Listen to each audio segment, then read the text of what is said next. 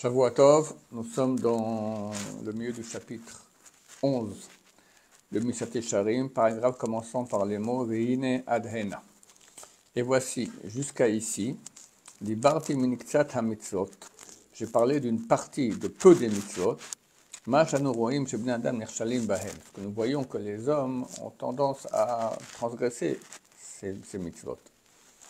À la rove, en majorité, et de eux, on apprendra pour toutes les autres interdictions. Le Rav n'est pas passé sur les 365 interdictions, il n'a pas passé en revue les 365. Il parle de celles où il y a beaucoup de gens qui transgressent les embranchements,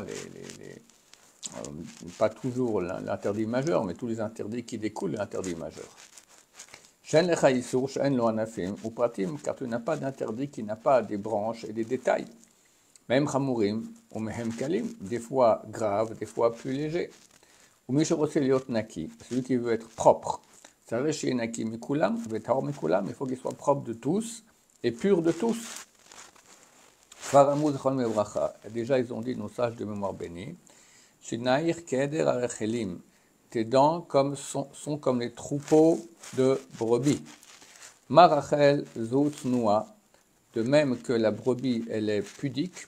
Car Israël snouim ou ksherim bel mechet Midian. De même, Bnei Israël était pudique et ksherim dans la guerre de Midian. Ils sont partis en guerre parce que pour venger le fait que les Midianites envoyaient les filles, d'accord.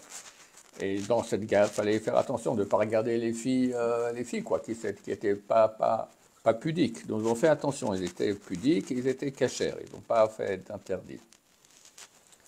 Rav Huna Beshem Rav Acha Amar, et Rav Huna, au nom de Rav Acha a dit, Shelo Ekdim Echad Mehem Tfilin Shel Rosh Tfilin Shel Yad.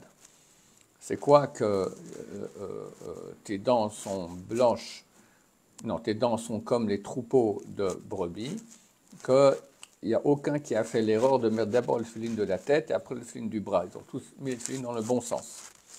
Shelo Ekdim Echad Lo Haya Moshe Meshabchan. Car si un d'eux avait mis dans le mauvais sens, Moshe ne les aurait pas loués. Il ne serait pas sorti de cette guerre en paix. Il n'y a eu aucun mort. C'est fantastique, ils ont gagné complètement. Il n'y a pas eu aucun mort dans nos rangs. Où est le rapport ici?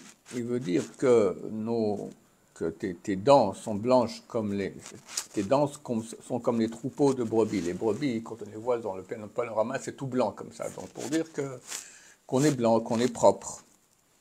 De même, il est écrit dans le Talmud de Jérusalem. Celui qui parle entre Ishtabach et Yotzer. Pas parler normalement là-bas. Dans le cas extrême, quelqu'un qui était aux toilettes, il fait la bracha, il la fera ici. Quelqu'un qui met de filine, il n'avait pas de filine, on lui amène, il fera la bracha sur le filine talit.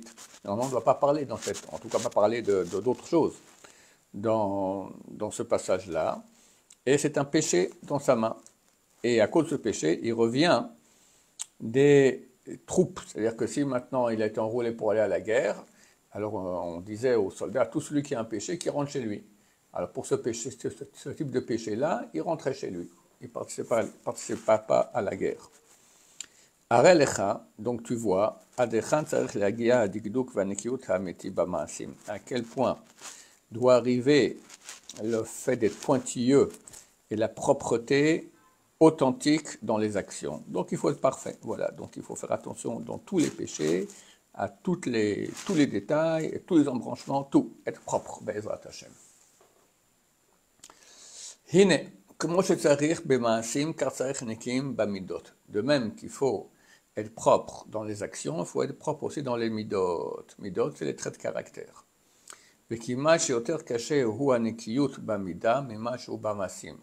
Et presque on peut dire que c'est plus dur la propreté dans les midot, dans les traits de caractère, que dans les actions. Car la nature agit plus au niveau des traits de caractère. De ce qu'il agit dans les actions.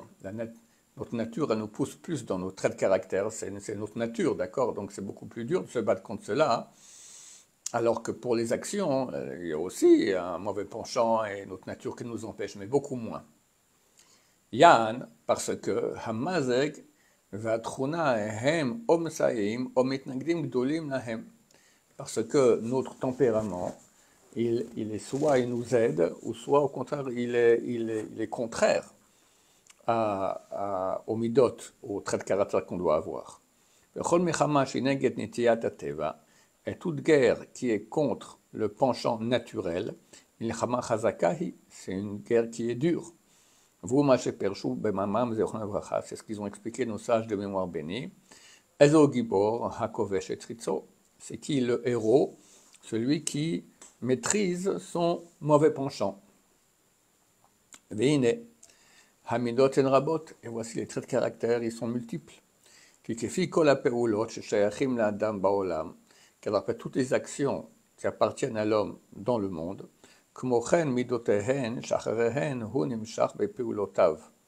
ainsi, il y a aussi les midot, les traits de caractère, qu'il est entraîné derrière elle dans ses actions. Ça veut dire que beaucoup d'actions on fait à cause de nos traits de caractère, donc on est entraîné par cela, donc la guerre, elle est difficile. Omnam, cependant,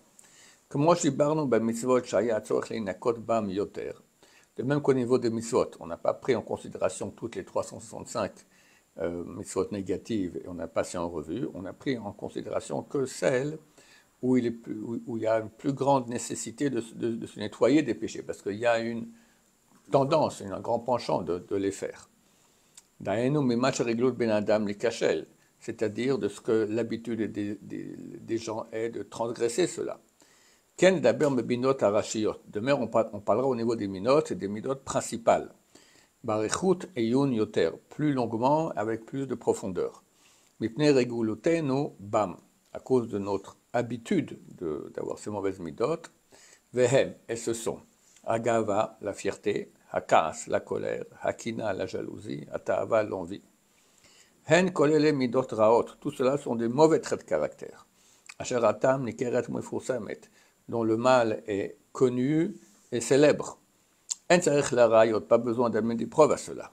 Kine raot henna beatzman, car elles sont mauvaises en elles-mêmes, veraot betoldotehen, elles sont mauvaises aussi dans leurs conséquences. Car toutes ces midot sont hors de la raison et de la sagesse. Et chacune a la capacité d'amener l'homme à faire des péchés graves. À la Agava, en ce qui concerne la fierté, on a un texte entier, donc un verset entier, qui nous avertit et qui dit Veram levavecha, ton corps va s'élever, et tu vas oublier l'Éternel ton Dieu. Le corps s'est levé, c'est la fierté. Tu arrives à oublier Dieu. À la casse, à propos de la colère, nos sages de mémoire bénie ont dit tout celui qui est en colère, qu'il soit à tes yeux comme s'il fait de l'idolâtrie. Extrêmement grave. Al-Hakina Vatava Shaninu Behedia, à propos de la jalousie et de l'envie, on a étudié dans la Mishnah de façon claire. Hakina Vatava Vakavod Mosim Metadam Minaolam. La jalousie, l'envie et le kavod, la recherche des honneurs, sortent par personne du monde.